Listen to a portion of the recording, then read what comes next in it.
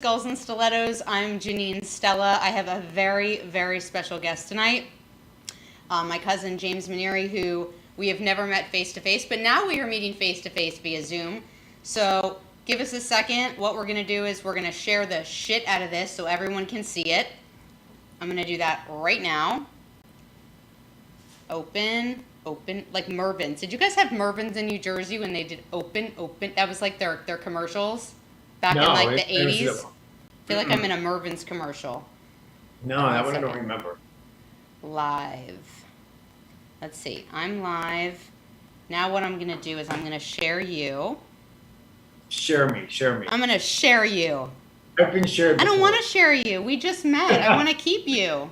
Let's see here. Okay, we are, and I'm going to, let's see. I'm going to tag you.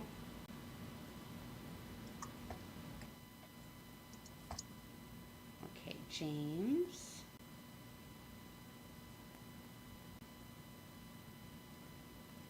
Let's see. I'm so excited. So excited. This is great. Yeah. So happy to meet you. I know, I'm stoked. Okay. I'm sharing this right now, so you should be able, so people should be able to see this. Let's see, it's saving. So check your Facebook, and you should be able to see it live. It's there. Mm-hmm. Perfect. Okay, so welcome, guys. I know James and I have been chatting for a minute. If you're just tuning in, I'm Janine Stella. I'm the host of Skulls and Stilettos podcast, and I have a very special guest, James Manieri, my cousin, who we literally are trying to figure out if we are first or second cousins, but the relation is like 1 degree, like our grandparents were siblings. Is that correct? That's correct, yep. It's insane. Yeah. Like my grandmother, your grandfather are siblings. Brother and sister. Yeah. Unbelievable. That's pretty close. That's pretty close cousins. It's like first cousins. Like, That's amazing. So great to meet you, like, amazing. officially. It's so great to meet you. My, Lorraine, Aunt Lorraine, right, in Australia. Sure. Okay. Love her. She's great. So Lorraine reached out to me via Messenger and said, you have to get in touch with your cousin James. He's got a great story, which is why I reached out to you. I forget when I reached out to you a while back. Yeah. It took us some time to get together with our schedules, but that's very kind of her, by the way. She loves you. And my Aunt Patsy, who's hi Aunt Patsy. Patsy is watching, Patsy. And she is everyone. You have like a huge support system. Debbie Gamble, who is Tulip Sap. I don't know if you're reading the comments. She's the. I'm not. Should I go there? Oh, I don't see the comments on Zoom. Check it out on your. Are you on your computer? Yes. Press the play button on your live on your Facebook, and you should be able to see. My other cousin's on. Amanda. We've got it's a family affair. Isn't it fun? Yeah, it's totally fun. So much fun. Hi, Amanda. Debbie Gamble's the #1 MMA fan in the world. She is watching right now. She's a light of joy. Hi, Debbie. So we love lights of joy. Yes. Speaking of joy, so this podcast, and I think this is so relevant to what is going on in the world right now. People have gone through so much tragedy and depression and anxiety, being quarantined, having COVID. There's so many things that have happened. People have lost their jobs, their businesses, everything that they have. And that is their reality and their truth, right? But you have a reality and a truth that you lived on a day-to-day basis for a number of years that I think by you telling your story will really lift other people up with what's going on in the world right now. And people can really look and say, you know what? Either I can't tell you how many former drug addicts that I have reached out to and said, you need to watch this podcast because of their own demons and their own addiction. And everyone has something. Everyone has a vice, whether it's sex, drugs, cigarettes, porn, whatever the case may be. Everyone has something. It's all in how we manage it on a daily basis, right? That's right. So take me through your childhood, which I totally wish I was a part of, even though we're in different states. But since we're like 2 degrees of separation, I feel like we have a lot of catching up to do. So take me, you grew up in New Jersey. How was your childhood?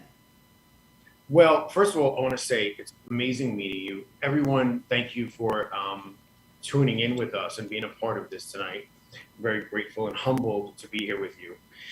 So my childhood, yes, grew up in Jersey City, single parent until my mother and father reunited when I was 11. So I grew up with my mom for, just those years when I was growing up, really not really knowing many things as far as like having a role model besides a woman, right? And my grandmother and my aunts. But it being, I have to say, I'm going to get right into it because we don't have a lot of time. So for me, growing up in the 80s as a little gay boy was one of the most difficult things. So my childhood, I was always very different. I remember, sort of, loving to be around my mom all the time, all the women. And I remember them telling me like, hey, you got to go outside and play. You got to go outside and play and go outside and throw the ball and go try and, play basketball with the guys. And for some reason in my spirit and in my heart, I never identified with those particular things. Now that doesn't mean I didn't identify with being a little boy, because I do. I'm a cis man, meaning I identify with my gender. But what that means is that I just didn't have those same, feelings as far as what they wanted me to be. So I didn't have any guidance, in the beginning. And I think that was the very, very, foundation for me not liking myself and wanting to escape as I grew into addiction. And so childhood was, having gone through that, and I can identify that to a certain extent. I was a lot of a tomboy growing up, and then things started to change, and you grow in different directions. But from at what point in your adolescent years did you knew that you needed an outlet, that something was off, that you said, you know what, I need to try new things, so to speak?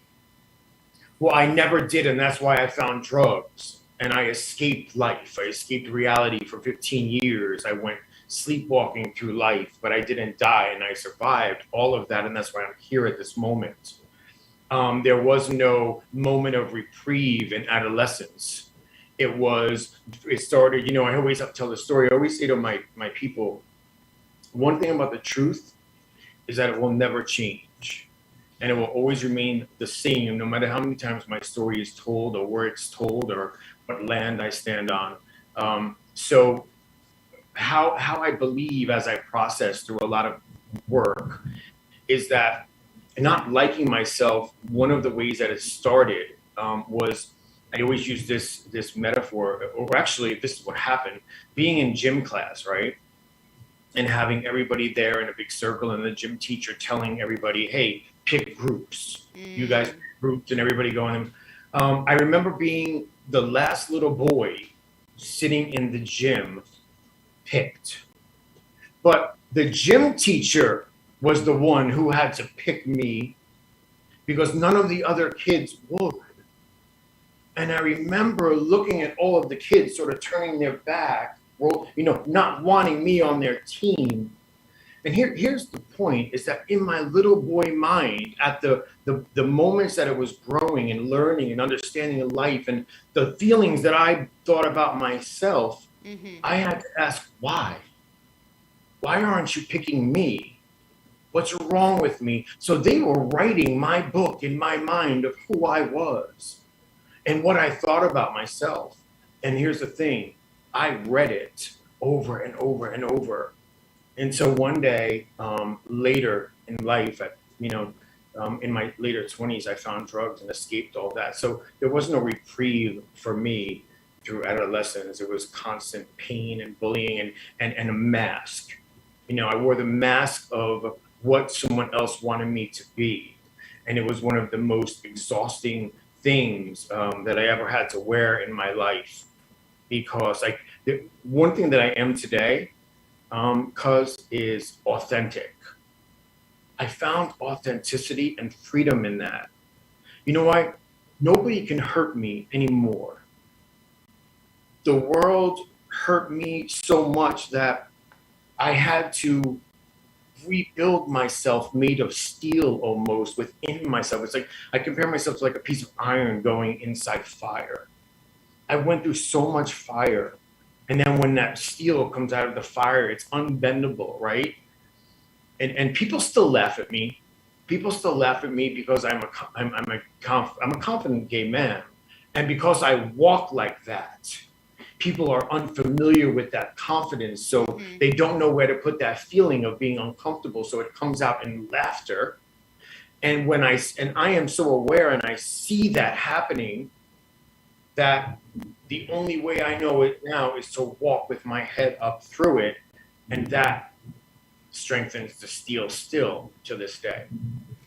I love that, and it hits me so deep because I think everyone goes through those pains of childhood, and some far worse than others, and it really starts to mold who you become after that. I always say that middle school years are my worst years. I mean, I was bullied more in the 6th grade than I've ever been bullied in my life, and I literally have added friends on Facebook that actually bullied me years later.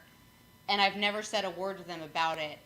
But I felt like forgiveness is key too. And it's part of growth, and it's part of developing into someone I am, as opposed to holding it in.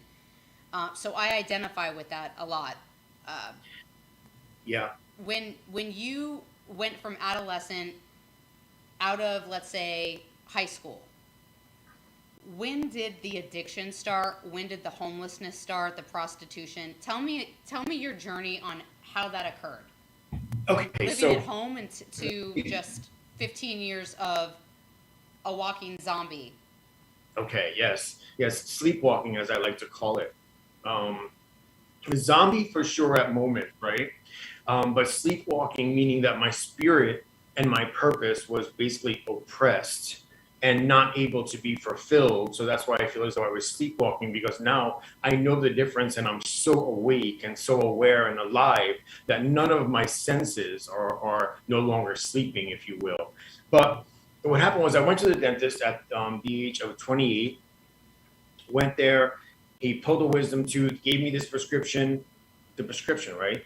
Prior to that, never really did drugs, anything, maybe smoked weed when I was 13, wasn't really my thing, went through life.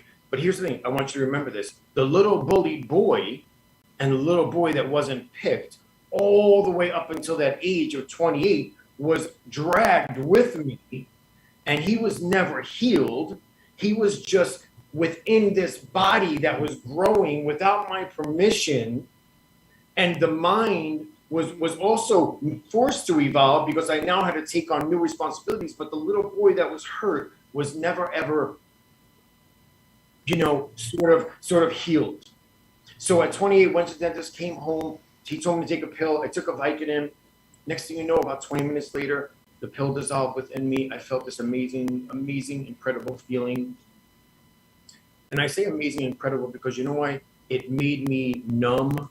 It made me feel emotions that It was euphoric. all the emotions. Mm-hmm. Huh? It was euphoric. It took the pain away. Well, it was euphoric at a moment, for a moment. But when the euphoria left, what it did, it put me to sleep emotionally. Mm. So the euphoria is there, and that is where the addiction, when you have the disease of addiction, it grabs you. That's why they talk about we chase our first high. Mm-hmm. It's that moment of euphoria that, oh my God, this feels so great. I want to get up. I want to smoke. I want to go talk to people. Yes, it's that. But then what happens is that's the trap door. Because then it's the evolution of the addiction and the progression of the addict. So tell me about that. You had that first experience. What happened after that dental experience? After he gave you that first prescription? Oh my goodness. It was off to, I want to say off to everything I needed to learn to become who I am. I'm going to say that as the evolved human being that I am today. It was off to learn everything I needed to learn to be who I am now. I could have said it was off to hell. It was off to the race. It was off to nightmare. No. I'm so grateful for the nights I slept on the streets and all of those things I had to do. But in answer to your question, once that happened and my pills ran out, I remember calling him and saying, "Hey, I'm still sort of in pain." And he was like, "You're still in pain? That's odd. You should be healed by now." Called me, and I knew the dentist, and he called me another prescription. After that was gone, he gave me I think it was 60 altogether. The 60 pills was enough to show me the power of a drug and the escapism that it can have on one's mind, and allow me to not feel, all the things that hurt me, the closeted guy I still was. It allowed the mask to be removed that, the world and family and self-imposed, the mask I had to wear. It allowed that to come off a little bit and me to peek out a little bit. So then I started doctor shopping. I went to doctors, and I remember I would pay a doctor $100 for a prescription of 30. He was ripping me off so terribly. But there's a thing called any length. You go to any length in your recovery, as I do today, but we mustn't forget, I went to any length to not feel. See, it wasn't the drug I went to any length for. It was any length I went to not feel what I originally didn't feel once that first euphoria went away, right? If that makes sense to you. Totally makes sense, 100%. Great. Okay. And then I just continued the doctor shopping, and I mean, the story continues, of course, but I'll answer your questions as we go. And so your doctor shopping, I'm painting this picture in my head. Your doctor shopping, and then at what point?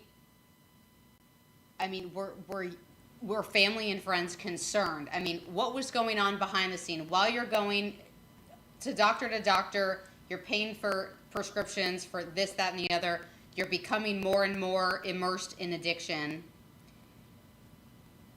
Transfer me mentally from that to I'm on the street. Like there's no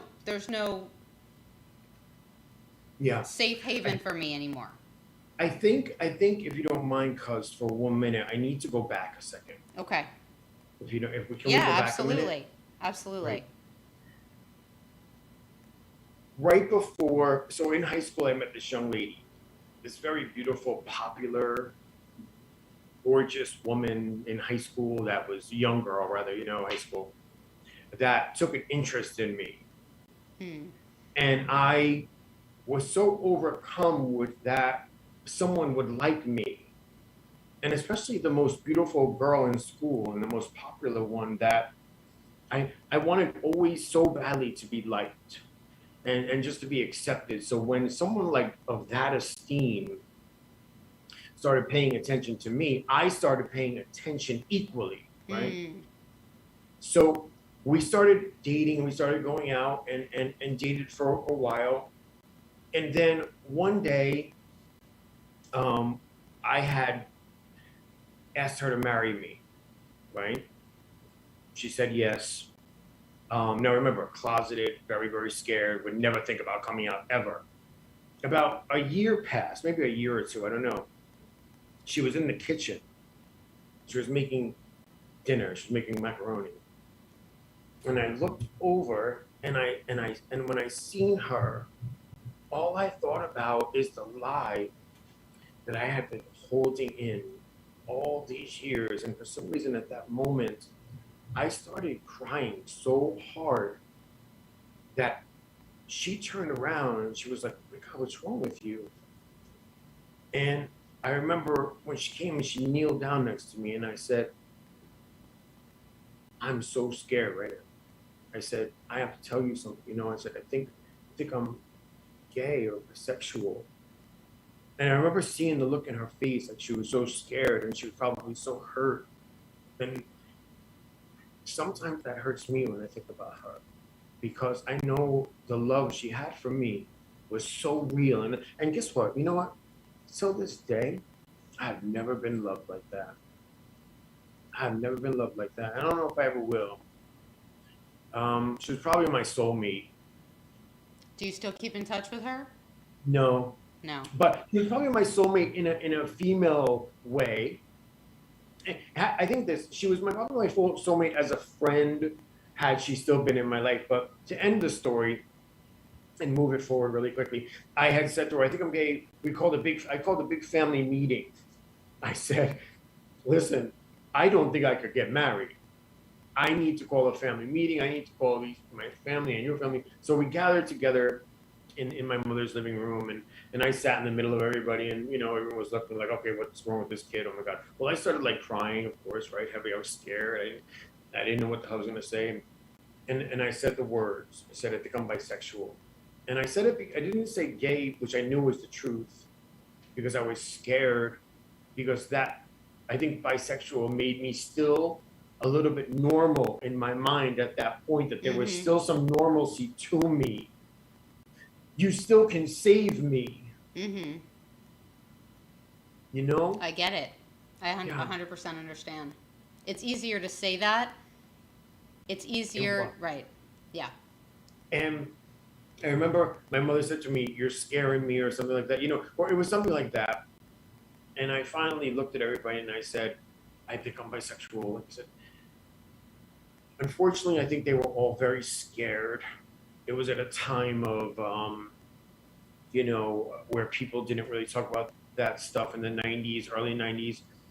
And they only reacted on what they had been taught to do through dogma, right?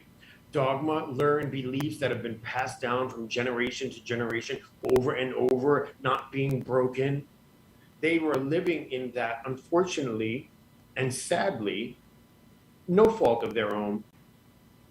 And because of that, they all said to me, oh no, everybody has thoughts. You don't have to act on them. You love Danielle, and Danielle loves you, and just be happy. I remember in my mind, I'm screaming now, and I'm going, wait a minute. No. I'm trying to tell you something that I've been fighting since a little boy, that I used to pray away. Really, like I used to lay on the couch. I remember laying in my bed, and when I was bullied because of being a feminine little boy, like I used to ask God, please take this away. God, I don't want to be like this. Please wake me up tomorrow. Let me be normal. Please let me be like little girls. And then I realized, obviously, as I got older, that prayer was never answered.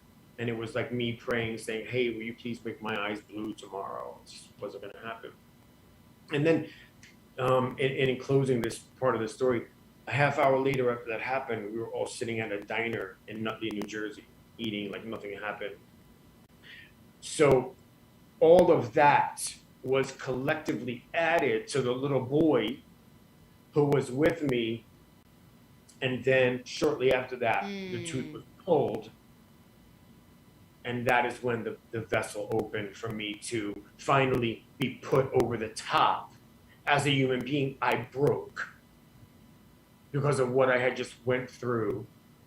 And no one really knew the suffrage I had been through in my life at that point, because I had to play the role of being strong, even though I was so hurt as a little boy, because I was constantly told all of these horrible things. And when people were writing my book of what I was, like I told you earlier, I had no choice but to believe them, because I had nothing else to read. There was no guidance. There was no LGBTQ plus places for me to go to. There was no, You felt totally ostracized. You felt like a fish out of water. I Like, where's my was. home? I was ostracized. Yeah. I felt like that because I was that. My feeling was valid, right? Absolutely. Like, my feeling was factual. Absolutely. And that's an awful, awful feeling. Awful feeling. It hits deep within the darkest place of your soul, where I think many of us have been, but to another level. I think you went to another level where something had to change, and that vessel, like you said, opened up. And then what happened after that? After that, I remember that's when so unfortunately, you're talking about after I said that to the family, or you want me to just fast forward now to the drugs? Like after, so you didn't, you broke it off with this female. No, we didn't. You stayed Because we together. go into the diner and they pushed me back in the closet. Again, Okay. I'm sure they're watching. Wow. Okay, so this So gets interesting. I Okay. went back in the closet. So I was forced back in, not that they meant to, but so I went back in and I got married. Oh my gosh. And I had a son, Jordan. And Jordan, was at I haven't seen him since he's 2 years old. Danielle, I didn't mean to say her name, but her Danielle hated me because, eventually everyone sort of hated me for something that I originally tried to tell them. So then it was like the floodgates opened all over again, because it's like you're screaming, here's me, this is me. And then it was suppressed again. And then it was like the resentment and hatred all over again. So it's like this vicious cycle of hatred and self-loathing and just, I can't even imagine. And knowing the truth that now, not only that, but imagine this for real. Imagine knowing that you told everybody that and listening to people and getting back with this woman, but in their mind, they're all saying, he's gay. And he shouldn't be marrying this woman. But it happened regardless. And I don't know why. Perhaps no, that's not true. I think it happened because I was a vessel for Jordan, my son.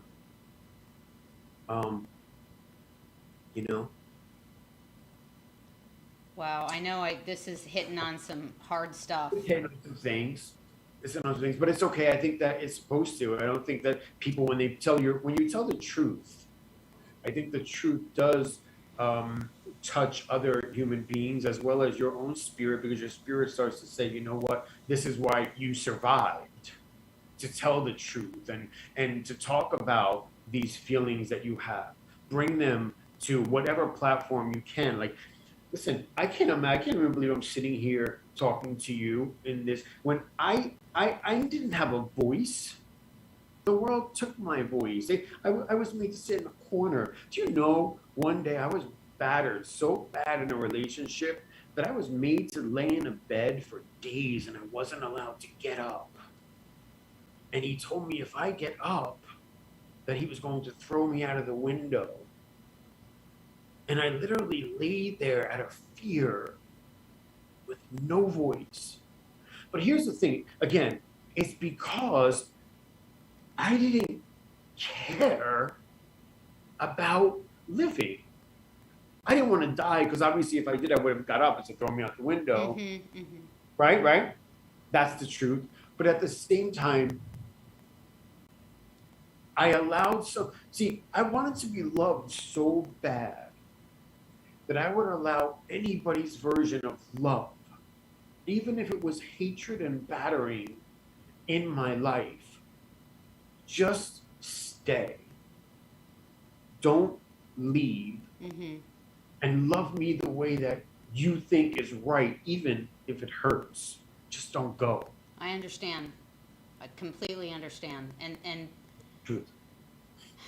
Did that relationship take me to your divorced, you did the female, we'll say the female. Danielle. Yeah. She, for the female, right. Right, just for anonymity. Yes, sorry. Right. Thank you for that. But she went away, you haven't seen your son, and then what happens after that? Well, I have to say my family tried very hard in the beginning, so hard to help me. They never stopped trying to help me, but there's levels. My family, just, I remember I went to my first detox because I started, calling in my own prescriptions then. When the doctor wouldn't give it to me, I started calling in my own prescriptions to different doctors. And I would go pick them up with such fear because I didn't want to get locked up, and then finally I did get arrested though. But what happened was my family was always like, what are you doing? You have to, but there was also, I can't leave this out, is that there was a disdain for me at that particular time in my life because the feelings that they had of what happened between the female and I, they didn't know where to place them feelings at that time. So unfortunately, it came out as disdain towards me. And why?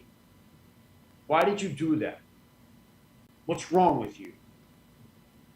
You know better. You hurt us because of that. You're the one that broke this family. And again, I think it's because that's how they were taught to believe and to feel. But I think they've unlearned that today, though. So we can talk about that later. But at that point, so I was very alone, and I was always isolated again, as from the little boy being isolated, the last one in the circle of all the little kids, where I'm saying, why won't you pick me? To now the adult who tried to come out. I went back in the closet because I wasn't strong enough, and everyone, sort of kicked me back in, and I, like I said, I wasn't strong enough to stay out. So I went back in. I got married. Then when I finally couldn't take it, when the drugs hit my body and it left for me, felt that feeling of I don't care. I just got to say what I got to say, my truth, even though it was unhealthy at that point. I didn't know how to express myself. It became really, really bad for my family, where they were very, very resentful at that point. That hurts me because we are family and we grew up in two different worlds. It's almost like I almost have guilt because I feel like I wish I would have known you when you were going through that. I wish I would have been privy to that because we grew up in totally different worlds, thousands of miles away. So I feel some guilt for that, and I'm so sorry that we're related and that happened. So after I'm trying to like put the puzzle. Yeah, no, but I'm trying to put the puzzle in my mind. So at what point did you get arrested? Were you arrested? You were living on the streets at this point, and then you got arrested, or you got arrested, and then after that you were living on the streets? Okay. So my mother, of course, my mother and my aunt and my dad were letting me stay at their home because the female and I, of course, I left the female's house, of course, and drugs was obviously in full play at this point. I went to one of the pharmacies, got arrested there, went to the jail. My mother and father were immediately there, within hours, bailed me out. But I remember getting in the car, and I remember my mother, I remember the feeling in the car was just disgust. And I think it was mixed with sadness and also such grave disappointment that now on top of it added, it was always an addition. My God. There's this little thing of Kermit the Frog sitting on the ocean and just sitting on the sand looking at the ocean like this, and above his head it says, damn, I've been through a lot. Then that moment is just like, I feel like saying that, That's awful because in my mind, and not to interrupt you, but in my mind it's like, I'm the kid that no one wants. I'm in the closet. I'm trying to voice my truth. No one wants to listen. Now everyone's yelling at me. Now everyone's angry at me. Now everyone's pointing the finger at me, and the cycle just goes on and on and on. It's like, when does anyone say, James, you're fabulous just the way you are? That's a hard thing. It's that's a hard pill to swallow. Happened, no pun intended, but I mean, that's just, I can't even imagine. There was a little bit of a wake-up call, I believe, for my mother, my family. It was in the winter. I was staying with my family, and I had been out, going to gay clubs and this and that, and just getting high. And I remember I came home, And I went upstairs to where my aunt where my aunt lives, and she was away. And I went into her bedroom, and I had a very large amount of pills. And I remember getting out of my friend's car and walking in the house and walking upstairs and looking at the house. And in my mind, I was so tired. Like I was so tired of the heaviness of it, you know? And I remember walking up the stairs. I didn't even feel human. And I took all those pills and I went into the bathroom and I stood there looking in the mirror, but truly, because it was like I couldn't see myself. Like, of course, there was an image of some sort, right? But to see myself, I was so distant from my humanness Mm-hmm. at that I couldn't see anything. So I remember I emptied the pills in my hand, this, and it was had the water, and I literally was shoveling them in, literally like shoveling them in with water, pills.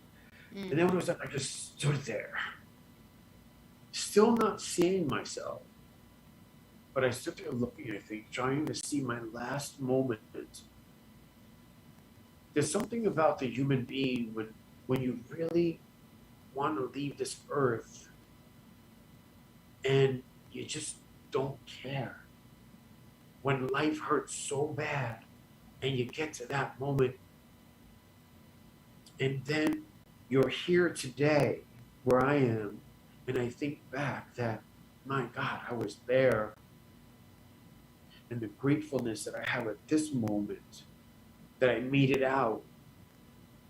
And I remember I walked into my aunt's bedroom and I leaned against the dresser. I remember I just sort of like slid down the dresser and just closed my eyes. Anyway, they found me. I woke up in one of the hospitals with tubes on my throat, charcoal over me. They told my mother they weren't sure if I was going to make it, is what she told me.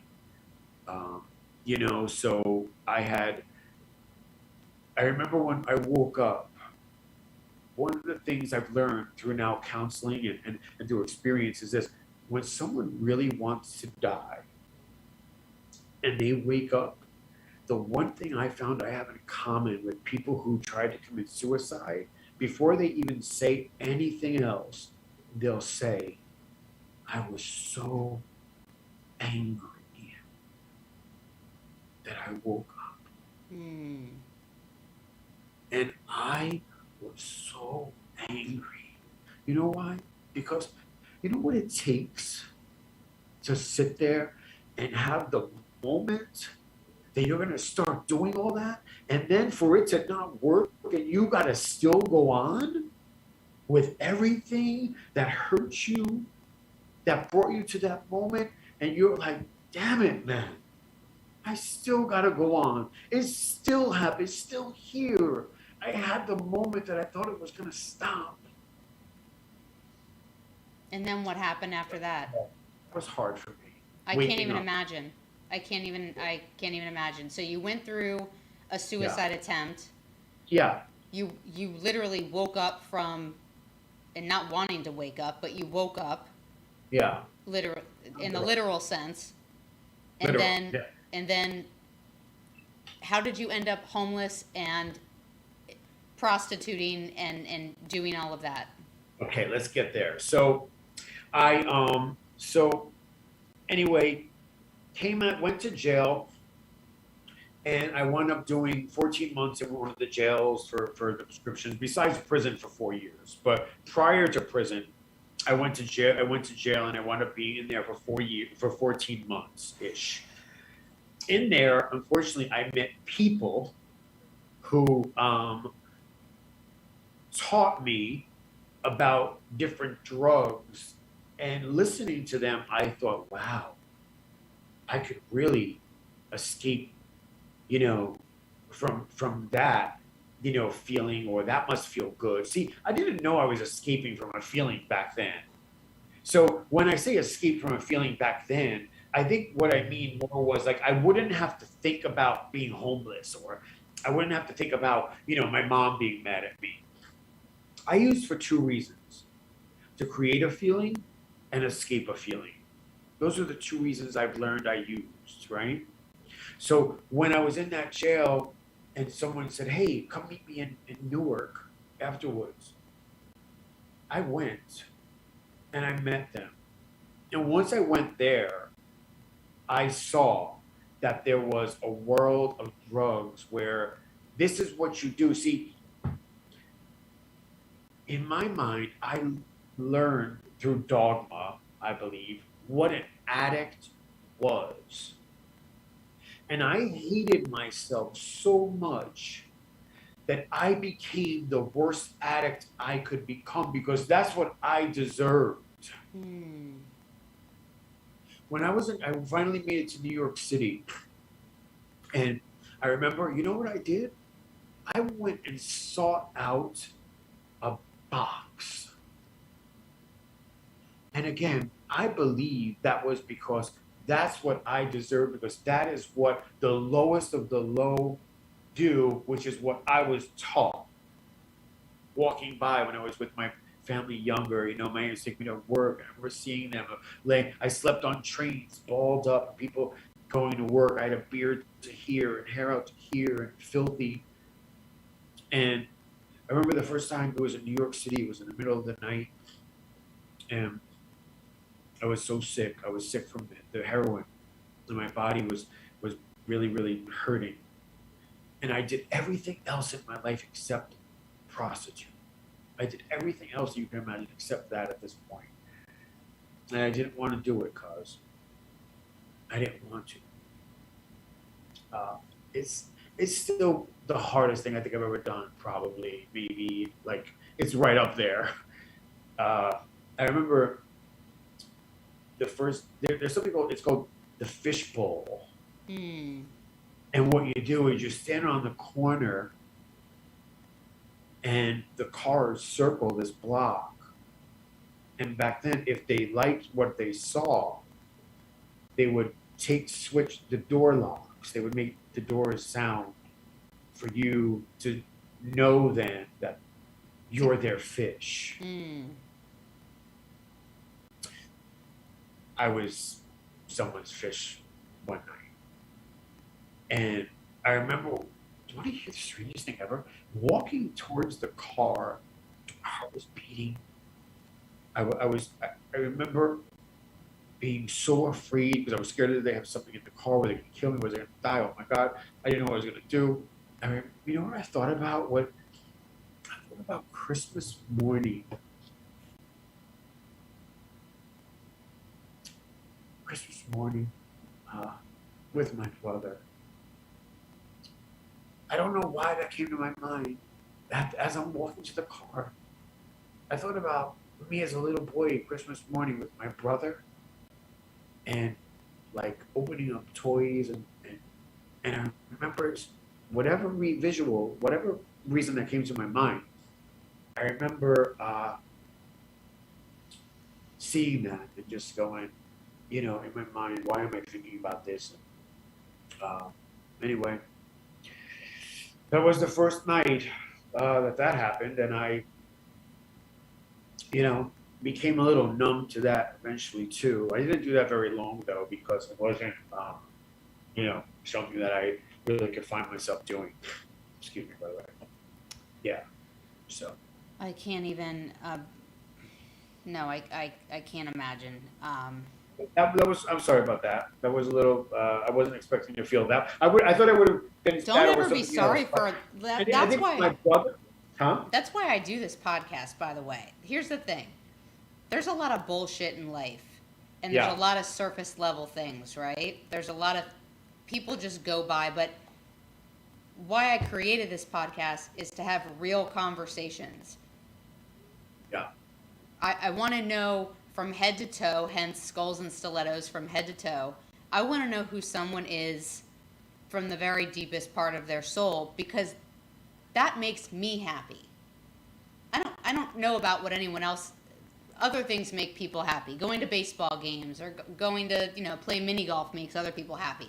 This makes Yep. me happy. So there's nothing that's happier to me than someone telling their truth and their story, because that sets you free in so many ways that even if you've talked about it a million times, it doesn't matter. I've talked about my story a million times, but every time I tell it, it becomes more of a part of you, but it's an identity that you no longer are. You are no longer the person that you were, right? You have remnants of it, but you're not that person anymore. You've evolved, you've grown, you've changed. Absolutely. Yeah. Absolutely. Definitely. Yeah. You're 100% right. So you did that, and then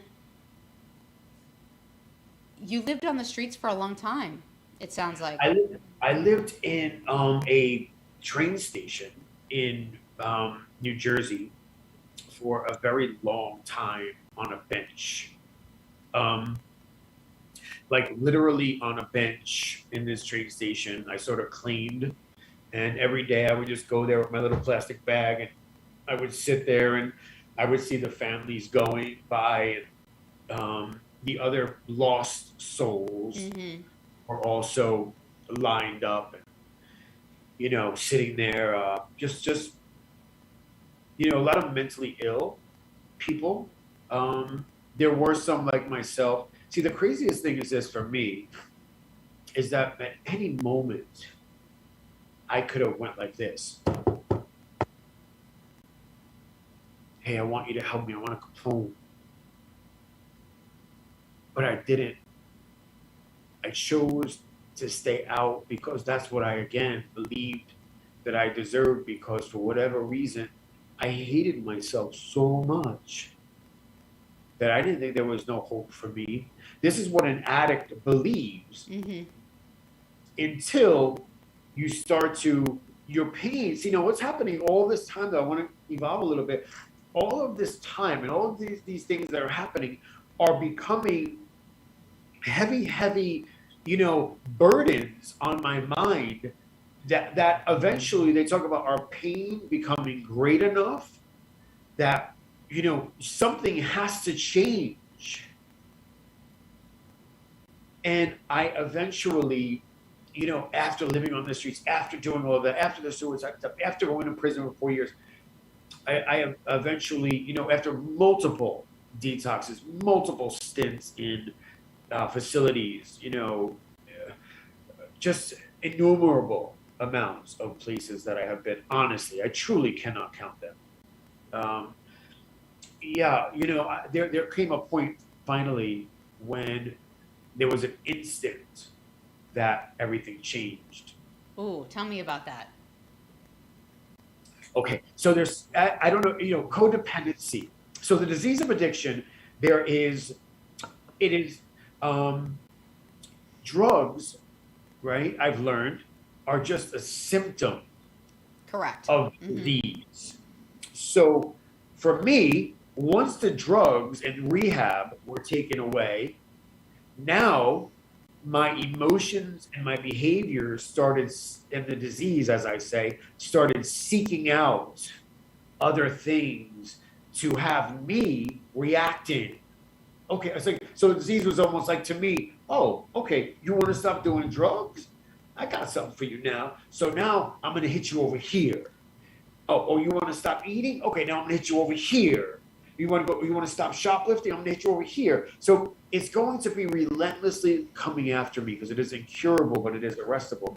So I was in this rehab, and because of codependency, which is why I brought that up about being a secondary part, which is what you spoke about so, great earlier. I met this guy, and we wound up hanging out and stuff, and he became my drug. He became the drug.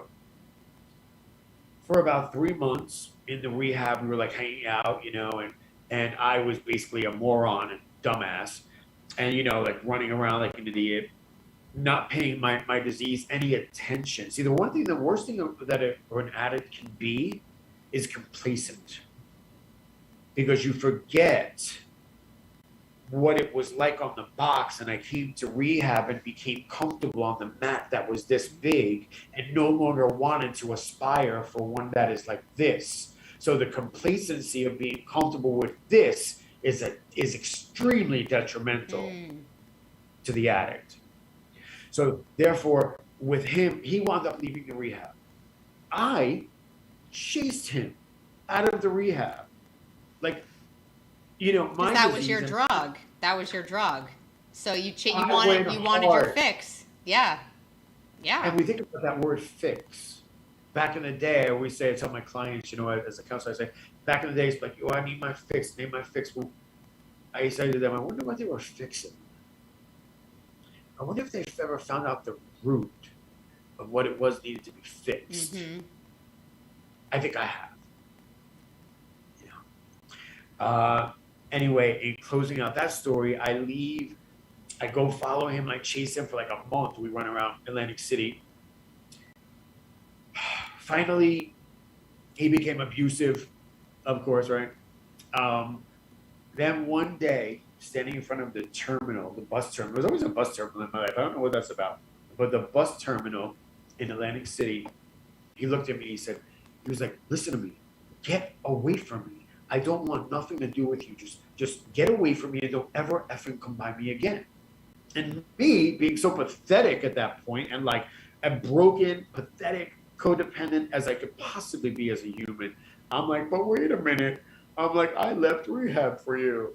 You know, and he's like, dude, just get away from me, man. And I was like, no, but. So he went like this. He was like, and spit in my face, right? But at that moment, I believe my heart, I have a very big God today.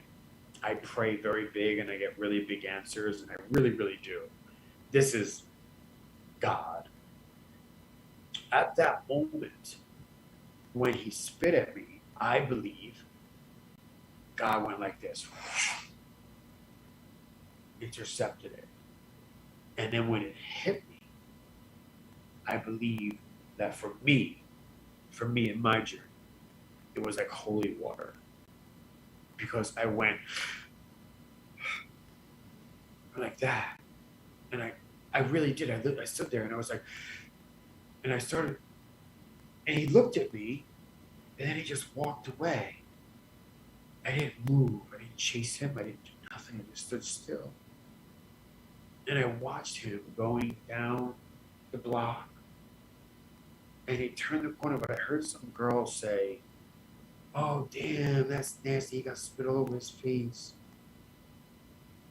Remember, I wiped it, you know. There was something about him doing that to me after the little boy that wasn't picked, the guy that tried to come out, the guy that had to get married, who he knew, everyone knew he was gay anyway, and talked behind his back probably, the guy that, you know, was constantly hurt through whatever trials and endeavors and prostitution and psych wards, all of that up until the moment of right there, when he spit at me, it broke me. And that was January 14th, 2016. And that was January 14th, 2016. From that moment on, now I was high that day. From that moment on, up until right now, I never picked up a drug again after he spit in my face. It took everything from the little boy to that and everything in between. But when that hit me, that's why I believe it was an awakening for me. I don't know why it was that moment, but I woke up out of the sleepwalking stage. And I walked and I turned myself in to the drug court because I was on the run. And there's something about it. I remember the first time I was in handcuffs and I was on. I was like, please call my family, get me out. What's my bail? Oh my God, how am I gonna get out of here? Please, just take these off me. Can you call my family? Come in. There's something about that, cuz to, at the end of me going like this, please put these on me. I don't know how to stop. I need you to stop me, and I'm ready. And the sheriff was like, yeah, man, you have a warrant. Come sit down. It's like you surrendered. You were ready. I surrendered on every level. Yeah. And even up until right now, I still surrendered. And then from that day forward, the rest is history. Did you go back? Oh my God, you talk about dreams come true, and you talk about beauty, and you talk about love and life and happiness and joy and miracles. And I have my family back. I have, I called my family and listen to me. They forgave me, but I forgave them. And everything that I have today, sometimes I pinch myself. I'm like, my God, you lived. You lived, and now you are an addiction counselor, and you help other people. So Yeah. you're able to take your story, take everything you've learned, and I'm sure you have been such an inspiration to everyone and every life you've touched. I mean, I hope they're watching, and I hope that they're inspired by your story, and everyone watching. I mean, we all think we have bad days, and some of us do have bad days. Sure. Absolutely. But when it's always when you look at the outside, you look at someone else and you go, holy shit. And as you're talking, I'm thinking, what was I doing in 2016? What was I doing that day? January 14th. What was I doing? I'm doing the timeline in my head thinking, we weren't even talking then, and my cousin was reborn in a sense in another state. That's just fascinating to me. And now, tell me about life. Yeah. Life I also good. work in 5 different emergency rooms. I work in the hospitals that I work in, and I tell you this humbly and with such gratitude that I have the ability to do this, is that I have the blessing and the amazing chance to go into the emergency rooms where I once laid in those beds as a recovery specialist today, and I now try and support and lift those men and women up and say, hey, you can have help today, and I'm the beginning of that, being held by such a foundation that the support is endless. But it begins with the voice that comes in that room, which is mine is one of many. But the rooms I walk into, I am the face of recovery that must be attractive to them, not physically. We're talking about attractive to in a sense where, wow, maybe I too can make it out of this bed and never come back. That's so unbelievably powerful. I just want to cry. It's crazy because normally I make others cry on my show.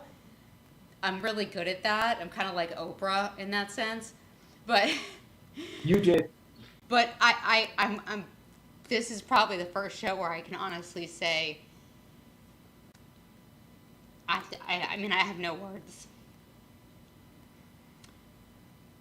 It's insane. Yeah. I can't wait until I get to embrace you and hug you and tell you that I love you and I accept you for you, and tell you my story one day, and we can reminisce about how good things are now. And that's the great part of life. It is the great part of life.